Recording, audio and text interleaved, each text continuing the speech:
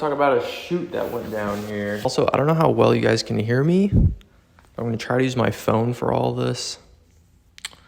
So yeah. Holy moly, it's been a busy few weeks, but just got back from a super sick shoot with Jenna and Miguel, some pro QR triathletes, for a wetsuit and swim skin photo video shoot in Tahoe. And dude, let's break it down because that shoot was so much fun. Got my notes here just so I don't forget some stuff that I was wanting to say. So this was a pretty big shoot for me, not gonna lie. I usually don't do much underwater stuff, and this was like literally all underwater.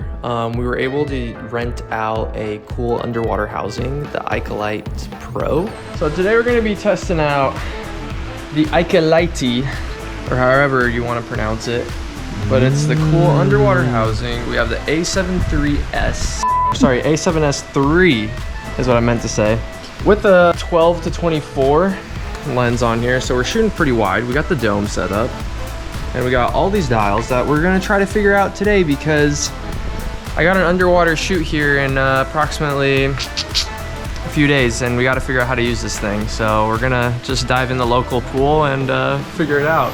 I was pretty excited to use a Sony because Sonys are pretty well known to have really good low light capabilities. And that is super good when you're shooting underwater stuff because underwater tends to be a little murky sometimes and you want that flexibility in post. So being able to have that wide range of low light capabilities was a plus. It's time to do research. I also am not the greatest swimmer, so this was like a good opportunity for me to kind of relearn some swimming skills and kind of learn how to actually sink and be able to get some of the shots I had planned of like the swimmers kind of going like right over me.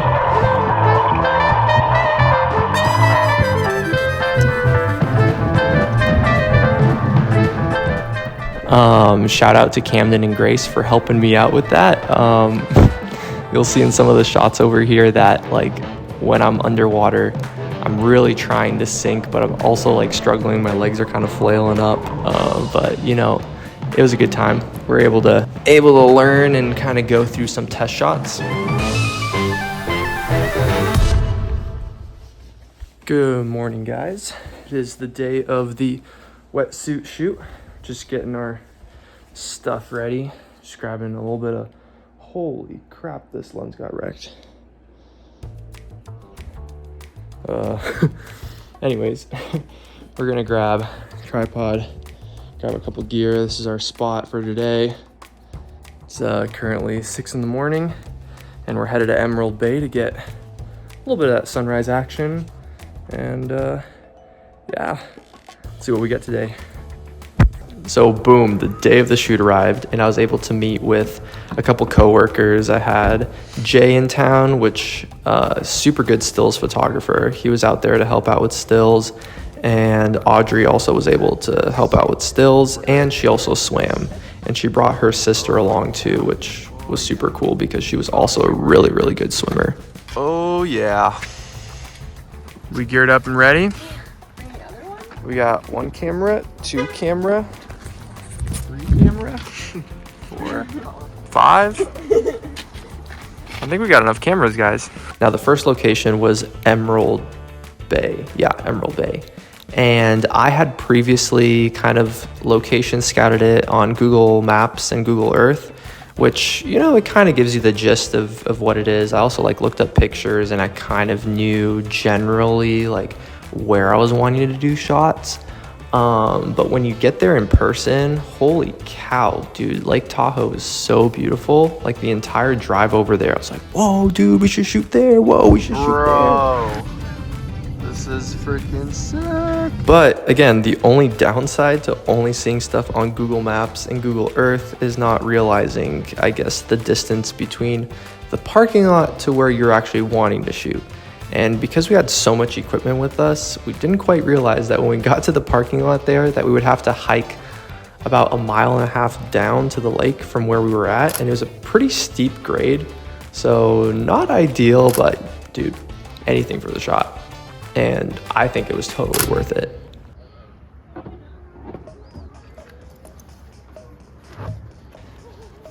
props to anyone who's ever put on a wetsuit, because dude, putting on a wetsuit is so hard. This was my first time doing that. I had to put one on, which this one was a surfing wetsuit. It was not the triathlon ones that we were shooting. What's up, guys? So we're out here, Emerald Bay. We got the underwater housing right here, and we're gonna try to get some more underwater shots. It's actually kind of hard with this wetsuit because it's kind of buoyant, and so kind of struggling to get down deep, but Audrey's kind of helping push me down, which is kind of clutch. But yeah, here they come. 3, 2, 1, go.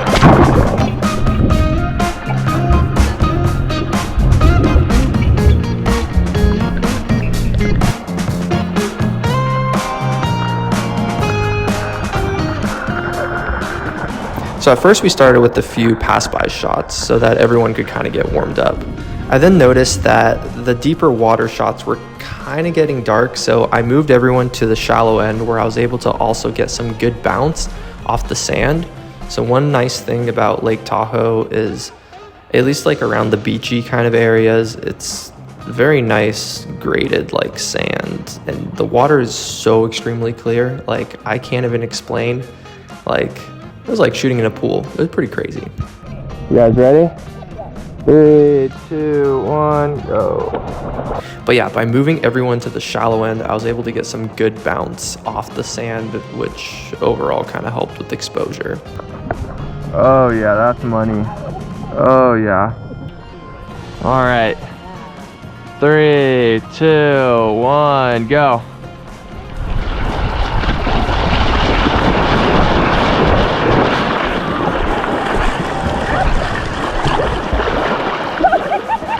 What are you thinking, Jay?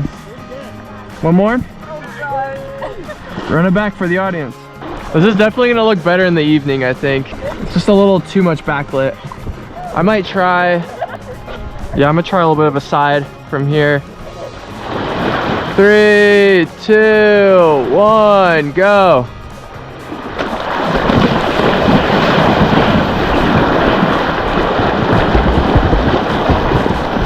Perfect. Now with all these shoots, I like to stay organized, and the way I like to do this and plan for all these kind of shoots, let me grab my laptop, is through this wonderful website called Milanote. I am definitely not sponsored by them, but if you guys know anyone there, shout out, hit me up. We'd love to work together. So yeah, here you can see Milanote, and I have that Tahoe swimsuit. One thing I really like about this website is you can create columns and create all sorts of little knickknacks. Like I can just type in like music I want to use. Let me delete that because I got it here. So yeah, this was kind of cool because I could figure out what kind of songs I wanted to use, what really is the vibe. You can kind of see that I kind of organized here a few songs that I had in mind. I could pull up some references of how the edit I wanted to play out. Here I kind of had a few location ideas of possibly using Zephyr Cove or Sand Harbor. We had a little objectives meeting of kind of like what the objectives of the shoot are, so I could toss that in there. This is really cool because I can also insert mood boards. So here you can kind of see kind of the look and feel of the locations in there, and kind of get a gist of where you're headed and what you're going to shoot. I also was able to kind of create a shot list and storyboard. So if we go in here, you can kind of see I was able to screen grab different shots. What I love about doing any of these shoots is it gives me time to kind of get creative and try new things. Anytime I see something that I get really inspired by, I usually like hit it in my likes in YouTube, and then later on I'll go back in there, make screenshots of like type of shots I want to do. So you can kind of see that in my shot list storyboard, like different kind of shots I wanted to accomplish, and then I was able to in Milanote kind of create short little notes of kind of how those shots were created. So then later on, I actually have the Milanote app on my phone. I was able to pull it up while at the shoot and reference these. So super helpful. But yeah, cool way to organize stuff. We had like a list of things to bring, who's going, and then we had a little bike shoot later on, which I don't think we're going to talk about that today. But yeah, super sick. Love Milano. So now it was time to grab the final shots of the day. And holy cow, the sunlight was going down quicker than expected. So like I said earlier on with run and gun stuff, you gotta be quick with decision making. And so we initially went to, I think it was called Speedboat was the name of the beach area. So we drove over there.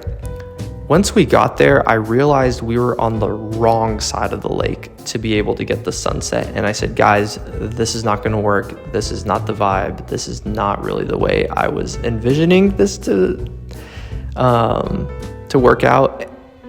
And we were gonna run out of light quicker if we're on that side of the lake. So I said, yo, we gotta go to Sand Harbor.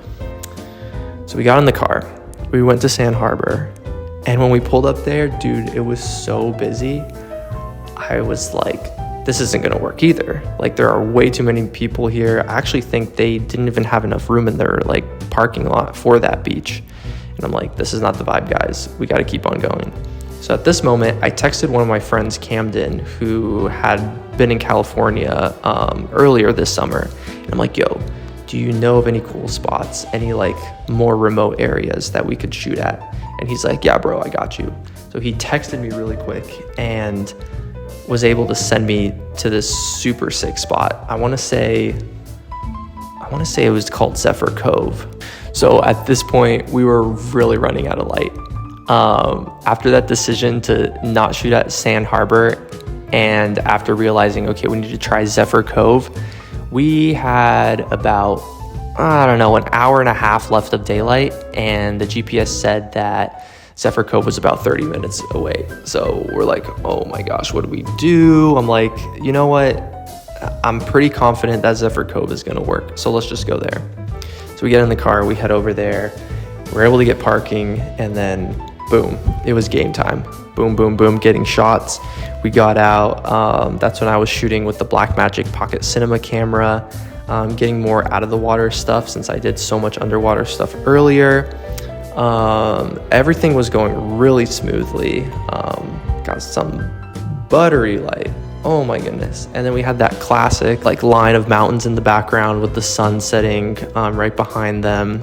We're actually on the Nevada side facing the Californian side.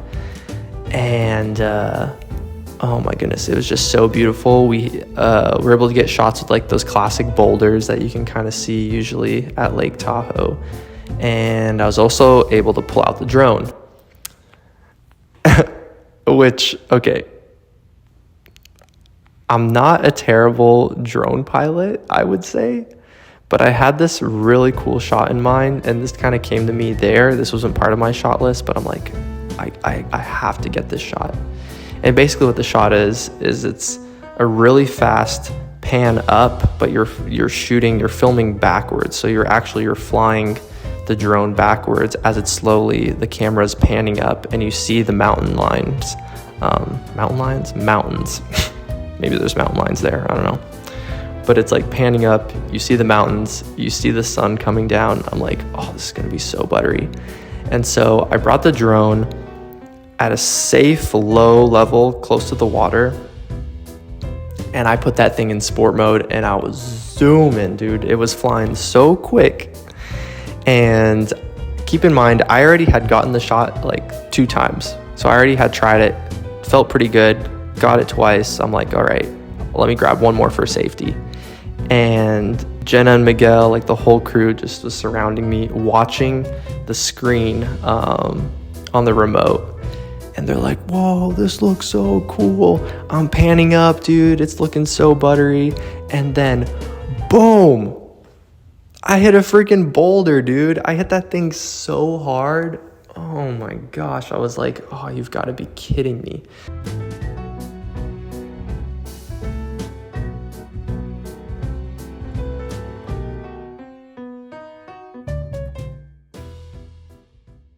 La natation.